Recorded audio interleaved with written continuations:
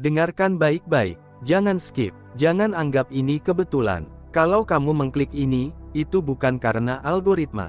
Ada sesuatu yang sedang bangun di dalam dirimu. Sejak kapan kamu percaya bahwa hidupmu gagal? Sejak kapan kamu menerima narasi bahwa kamu kurang usaha, kurang pintar, kurang beruntung? Padahal, kamu sudah berjuang lebih keras dari kebanyakan orang. Kamu sudah bertahan saat yang lain menyerah.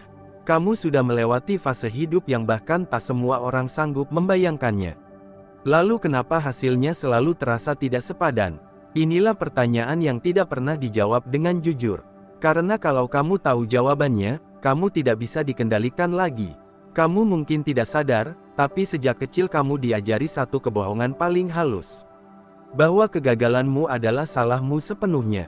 Mereka bilang, kalau belum berhasil, berarti kamu kurang. Kalau hidupmu berat, berarti kamu lemah. Kalau kamu tertinggal, berarti kamu memang tidak pantas di depan. Itu tidak sepenuhnya benar. Yang tidak pernah mereka katakan adalah ini. Ada orang-orang yang dihambat sejak awal, bukan karena bodoh, tapi karena potensinya terlalu besar. Coba jujur pada dirimu sendiri. Pernahkah kamu merasa hidup seperti ini? Setiap kali hampir naik level, tiba-tiba jatuh. Setiap kali mulai percaya diri, ada kejadian yang menghancurkan mentalmu. Setiap kali ingin fokus bertumbuh, masalah datang bertubi-tubi tanpa jeda. Itu bukan nasib buruk biasa. Itu pola, dan pola tidak pernah muncul tanpa sebab. Kamu bukan orang malas. Kamu bukan orang bodoh. Kamu bukan orang yang tidak layak berhasil. Justru sebaliknya, kamu adalah tipe orang yang tidak bisa hidup di sistem yang rusak. Dan karena itu, sistem berusaha membuatmu percaya bahwa kamu gagal. Perhatikan satu hal penting ini. Orang yang benar-benar gagal tidak pernah mempertanyakan hidupnya. Mereka hanya pasrah dan mati pelan-pelan dalam rutinitas. Tapi kamu gelisah. Kamu sering bertanya, harusnya hidup bukan cuma begini. Kamu merasa ada sesuatu yang salah, tapi sulit menjelaskannya. Dan kegelisahan itu adalah alarm jiwa. Banyak orang akan menertawakan pembahasan ini. Mereka akan bilang ini berlebihan, halu, atau omong kosong. Dan itu wajar, karena kebenaran tertentu memang tidak ditujukan untuk semua orang. Video ini bukan untuk mereka yang nyaman hidup setengah sadar. Ini untuk kamu yang diam-diam merasa, ada sesuatu yang selama ini disembunyikan dariku. Jika hatimu mulai berdebar saat mendengar ini, jangan takut. Itu bukan ketakutan, itu kesadaran yang mulai bangun. Karena setelah ini, satu hal akan jadi jelas. Kamu bukan gagal, kamu sedang dihalangi. Dan kebohongan itu sudah berlangsung terlalu lama. Sekarang pertanyaannya hanya satu, berani atau tidak kamu melihat buktinya? 1. Kamu selalu selangkah lebih maju, tapi ditarik mundur. Setiap kali hampir berhasil, selalu ada saja hal yang menjatuhkan, orang berubah sikap, peluang mendadak hilang, atau situasi diputarbalikkan. Bukan kebetulan ini tanda kamu berbahaya bagi sistem. 2. Kamu diajari takut sejak awal, bukan diajari percaya diri. Sejak kecil, kamu lebih sering dinasihati untuk, jangan terlalu tinggi, cukup segini saja, realistis. Itu bukan nasihat, tapi program pembatas potensi. 3. Lingkaran sekitarmu selalu meremehkan, tapi orang asing menghargaimu. Di tempatmu tumbuh, kamu dianggap biasa. Di tempat baru, ide dan caramu berpikir justru dipuji. Ini tanda lingkungan lamamu menekan frekuensimu. 4. Kamu merasa berbeda, tapi tak pernah bisa menjelaskannya. Bukan sok spesial, kamu hanya tidak cocok dengan pola lama. Kamu cepat bosan pada rutinitas kosong, tapi hidup saat membahas makna dan tujuan. Jiwa seperti ini sering disalahpahami, lalu dihambat. 5. Emosimu pernah dihancurkan saat kamu mulai percaya diri. Saat kamu mulai berani, percaya diri, dan bersinar. Ada kejadian yang menjatuhkan mentalmu. Ini pola klasik, merusak keyakinan, bukan kemampuan. 6. Kamu disibukkan dengan bertahan hidup, bukan bertumbuh. Masalah datang bertubi-tubi tanpa jeda, ekonomi, keluarga, hubungan, tekanan batin. Tujuannya satu, agar kamu tidak sempat menyadari kekuatanmu sendiri. 7. Kamu selalu disalahkan, padahal sistemnya yang rusak. Ketika gagal, yang disorot adalah kurang usaha, kurang doa, kurang sabar. Padahal aturan mainnya memang tidak adil sejak awal. 8. Hatimu gelisah saat hidup terlalu normal. Saat semuanya baik-baik saja, justru ada kehampaan. Karena jiwamu tidak diciptakan hanya untuk rutinitas, tapi untuk peran yang lebih besar. 9. Kamu bangkit berkali-kali, walau tak ada yang membantu. Orang yang benar-benar gagal tidak bangkit lagi. Kamu jatuh, hancur, kecewa tapi tetap bertahan. Ini bukti daya tahan jiwa terpilih. 10. Ketika kebenaran ini kamu dengarkan, hatimu tidak menolak. Jika ini hanya kebohongan, kamu akan menertawakannya. Tapi jika ada yang bergetar di dadamu, jiwamu sudah tahu, kamu tidak gagal, kamu sedang ditahan. Poin 1, kamu selalu selangkah lebih maju, tapi ditarik mundur. Ada satu pola yang jarang disadari, tapi hampir selalu muncul dalam hidup orang-orang tertentu. Pola ini halus, tidak frontal, dan sering disamarkan sebagai nasib, takdir, atau kurang beruntung. Padahal, jika diperhatikan dengan jujur dan tenang, polanya sangat jelas. Setiap kali kamu hampir sampai, selalu ada sesuatu yang menarikmu kembali ke belakang.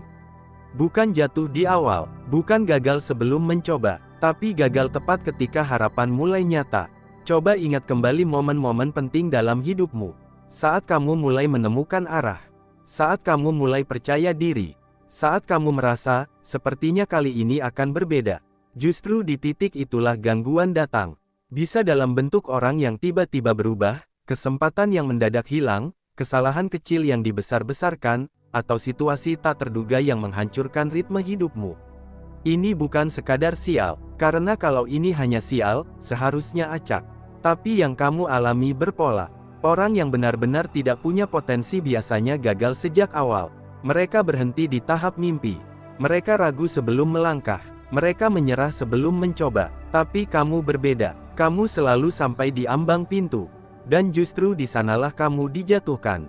Mengapa? Karena sistem baik itu lingkungan, pola sosial, bahkan cara berpikir yang ditanamkan tidak takut pada orang yang lemah. Sistem takut pada orang yang berpotensi sadar dan keluar dari barisan. Orang sepertimu bukan berbahaya karena kekuatan fisik atau kekayaan, tapi karena kesadaranmu. Kamu tipe orang yang jika berhasil, tidak hanya mengubah hidup sendiri, tapi juga mempertanyakan aturan main. Dan itu berbahaya bagi tatanan yang nyaman dengan ketidakadilan. Maka cara paling efektif untuk menghentikanmu bukan dengan melarangmu secara terang-terangan, tapi dengan membuatmu terus percaya bahwa kamu hampir berhasil, lalu menjatuhkanmu perlahan. Tujuannya bukan untuk menghancurkan tubuhmu, tapi untuk melelahkan jiwamu. Karena ketika seseorang lelah secara mental, ia mulai menyalahkan diri sendiri. Kok selalu aku? Mungkin aku memang tidak pantas. Mungkin aku terlalu berharap. Kalimat-kalimat ini bukan muncul begitu saja. Ia tumbuh dari pengalaman berulang yang membuatmu ragu pada dirimu sendiri, bukan pada sistem yang menahanmu. Yang lebih menyakitkan, seringkali penarikan mundur itu datang dari arah yang tak kamu sangka, orang terdekat, lingkungan sendiri, bahkan tanggung jawab yang tiba-tiba membebani. Bukan karena mereka jahat, tapi karena mereka juga bagian dari sistem yang sama, sistem yang secara tidak sadar menjaga agar semua orang tetap di tempatnya. Kamu mungkin pernah berada di fase di mana kamu mulai melaju lebih cepat dari lingkunganmu. Cara berpikirmu berubah. Pandanganmu melebar, dan tanpa disadari, kamu mulai dianggap aneh, berubah, terlalu ambisius, atau lupa diri. Saat itulah tekanan dimulai. Tekanan halus, tekanan emosional, tekanan yang membuatmu merasa bersalah karena ingin maju. Inilah salah satu bentuk penarikan mundur paling efektif, membuatmu merasa tidak enak karena bertumbuh. Dan jika kamu jujur, kamu pasti pernah memilih mundur bukan karena tidak mampu, tapi karena tidak ingin menyakiti, tidak ingin dianggap sombong, atau tidak ingin sendirian. Kamu menahan diri, kamu memperlambat langkahmu, kamu menurunkan mimpimu, bukan karena kamu tidak bisa, tapi karena kamu dibuat ragu. Ingat satu hal ini, orang yang benar-benar gagal tidak pernah sampai sejauh kamu. Mereka tidak pernah berada di titik hampir. Mereka berhenti jauh sebelum itu. Fakta bahwa kamu sering berada di ambang keberhasilan adalah bukti bahwa kamu selalu selangkah lebih maju.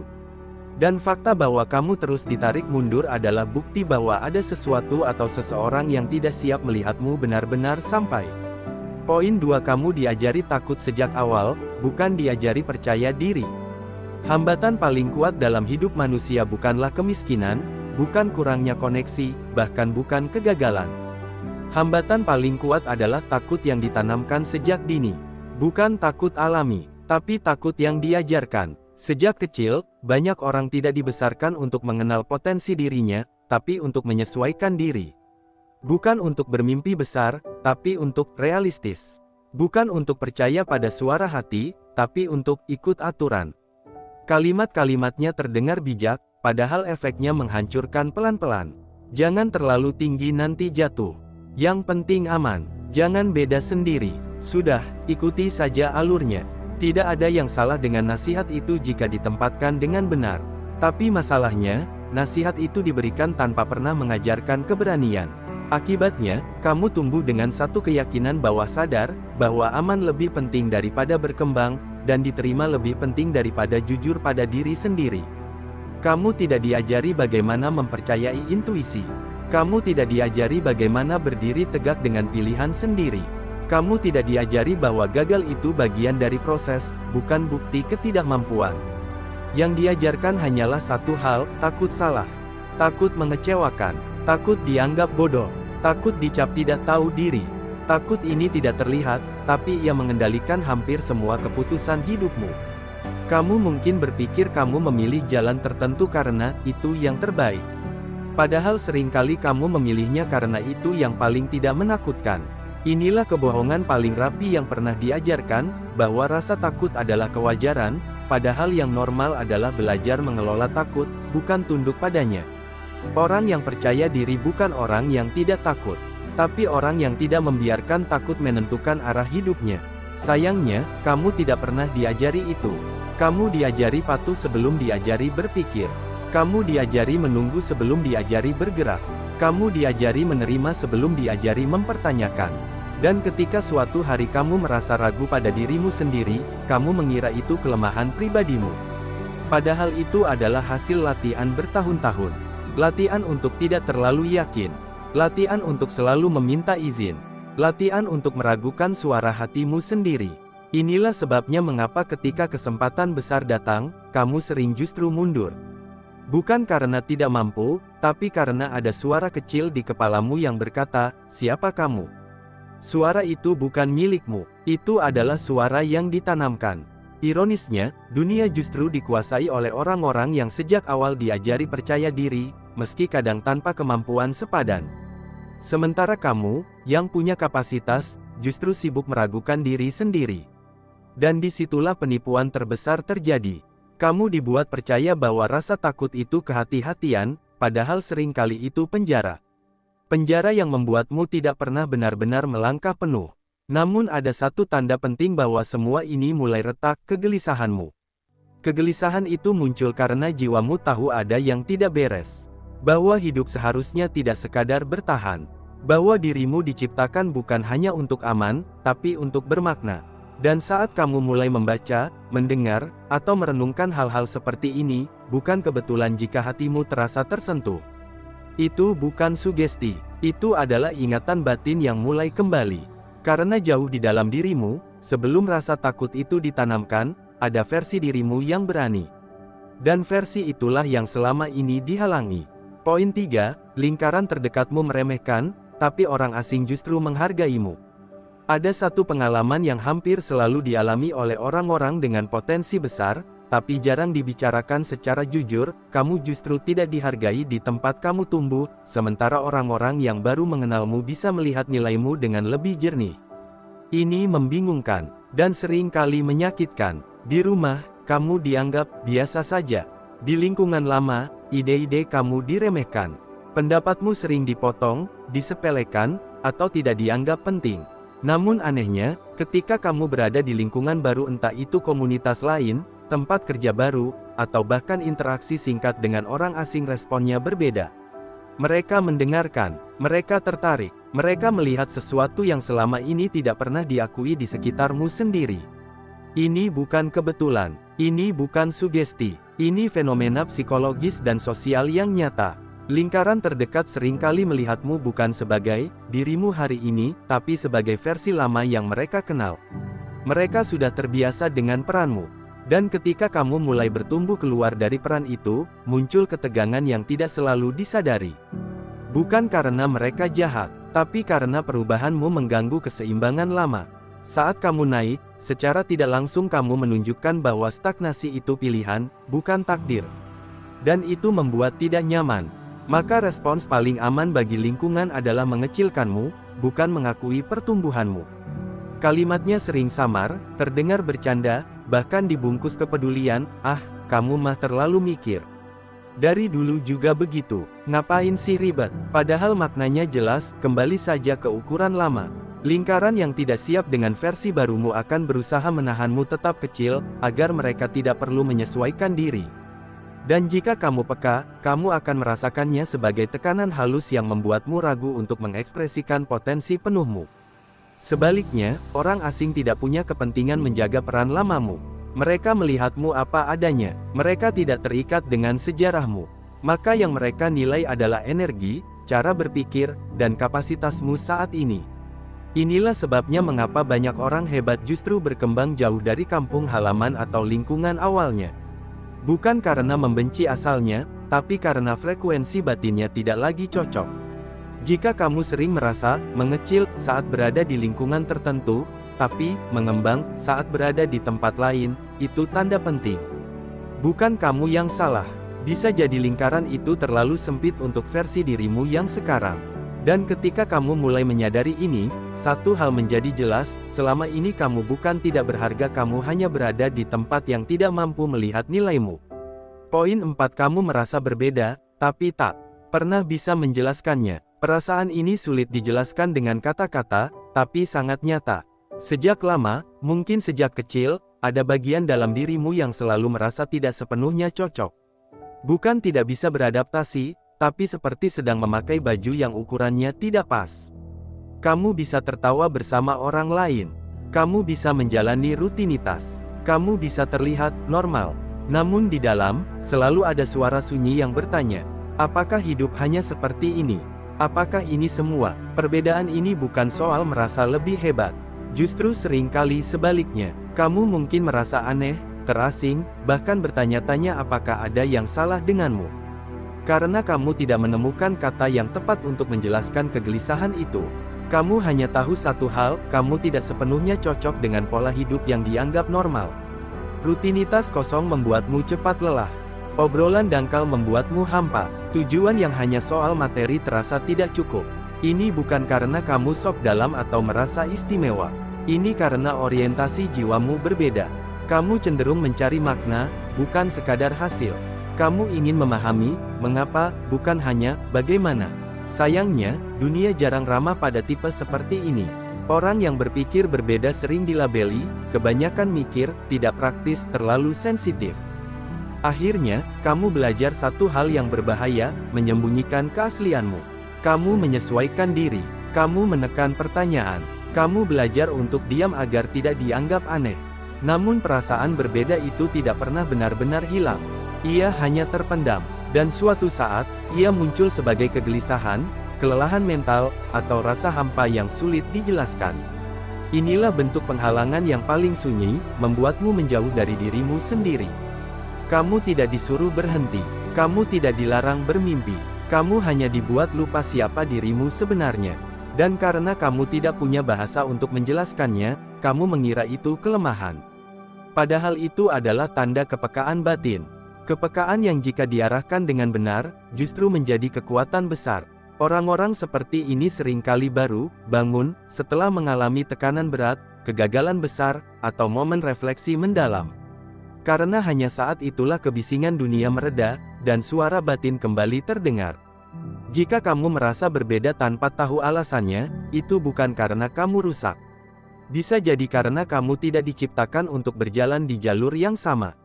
Dan selama kamu terus memaksakan diri mengikuti pola yang tidak selaras dengan jiwamu, kamu akan terus merasa lelah bukan karena kurang kuat, tapi karena salah arah. Kebenaran yang tidak pernah dikatakan padamu.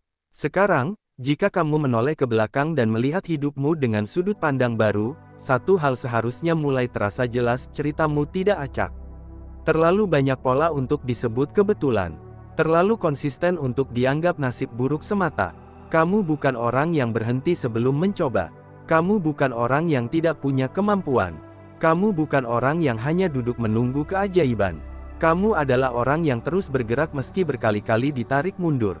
Kamu adalah orang yang bertahan meski sering diragukan. Kamu adalah orang yang masih mencari makna saat banyak orang memilih mati rasa. Dan justru itulah alasannya mengapa hidupmu terasa lebih berat. Karena sistem apapun sosial, mental, bahkan pola lama dalam dirimu sendiri tidak pernah ramah pada orang yang berpotensi sadar sepenuhnya. Orang yang jika benar-benar bangun, tidak akan lagi mudah diarahkan, ditakut-takuti, atau dipatahkan dengan standar palsu. Selama ini, kamu diarahkan untuk percaya bahwa rasa lelahmu adalah tanda kelemahan. Padahal seringkali itu tanda perlawanan batin. Jiwa yang menolak tunduk sepenuhnya pada kehidupan yang tidak selaras dengannya. Kamu dibuat sibuk menyalahkan diri sendiri, agar kamu tidak sempat mempertanyakan pola yang menahanmu. Kamu dibuat merasa kurang, agar kamu tidak pernah sadar bahwa kekurangan itu sengaja dipelihara. Dan yang paling kejam dari semua ini, penipuan itu berlangsung tanpa teriakan, tanpa paksaan, tanpa rantai. Ia bekerja lewat pikiran, rasa takut, dan rasa bersalah. Saatnya kamu berhenti meragukan dirimu sendiri. Namun dengarkan ini baik-baik. Fakta bahwa kamu masih mencari, masih gelisah, masih membaca sampai titik ini, adalah bukti paling jujur bahwa sesuatu di dalam dirimu belum mati. Bagian itu mungkin lelah, mungkin terluka, tapi ia belum menyerah. Kamu tidak perlu langsung melawan dunia. Kamu tidak perlu membuktikan apapun pada siapapun. Langkah pertama yang paling berbahaya bagi sistem justru yang paling sederhana. Berhenti meragukan dirimu sendiri. Saat kamu berhenti menyalahkan diri atas semua yang terjadi, kesadaran mulai kembali. Saat kamu berhenti mengecilkan potensimu demi diterima, kekuatan batin mulai tumbuh. Saat kamu berhenti takut menjadi berbeda, arah hidup mulai terasa lebih jujur. Ini bukan tentang merasa paling benar. Ini tentang kembali mengenali dirimu sendiri. Tidak semua orang siap mendengar kebenaran ini. Banyak yang akan menertawakan, meremehkan, atau menolaknya mentah-mentah. Dan itu wajar, karena tidak semua orang berada di fase yang sama. Tapi jika kamu sampai di sini dan hatimu terasa lebih terang meski sedikit, maka satu hal pasti, kamu bukan gagal. Kamu sedang ditahan. Kamu sedang diuji. Dan sekarang, kamu mulai melihatnya. Pertanyaannya bukan lagi apakah kamu mampu. Pertanyaannya adalah, apakah kamu berani berhenti hidup dengan cerita yang bukan milikmu? Karena begitu kamu melakukannya, tidak semua hal akan langsung mudah. Tapi satu hal akan berubah selamanya. Kamu tidak akan pernah bisa dibohongi dengan cara yang sama lagi. Dan dari sanalah, hidup yang sebenarnya akhirnya dimulai.